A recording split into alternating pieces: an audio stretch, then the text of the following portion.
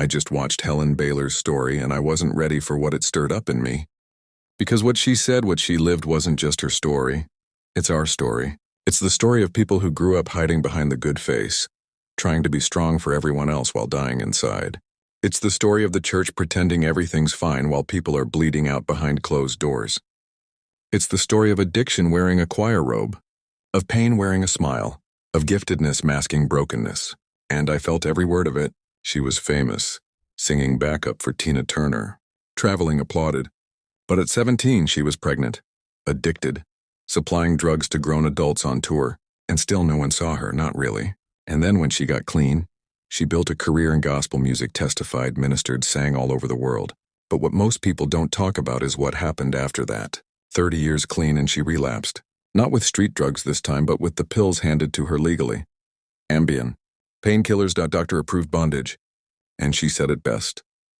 I would sing, get off stage, and run to my hotel room to medicate again. That hit like a punch to the soul. Because we don't talk about what happens after deliverance. We celebrate the breakthrough, but ignore the battle that comes back around later.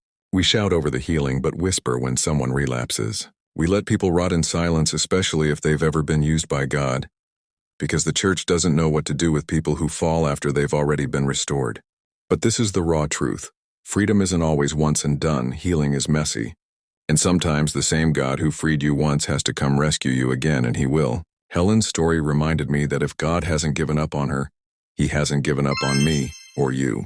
If you've ever felt ashamed of falling again, if you've ever felt like the platform you once stood on has turned into your prison, if you've ever laid in bed with tears on your pillow thinking, God can't use me anymore, I need you to hear this. He absolutely still can. Because he never needed your perfection, he needed your honesty. Come to me, all you who are weary and burdened, and I will give you rest. Matthew 11:28.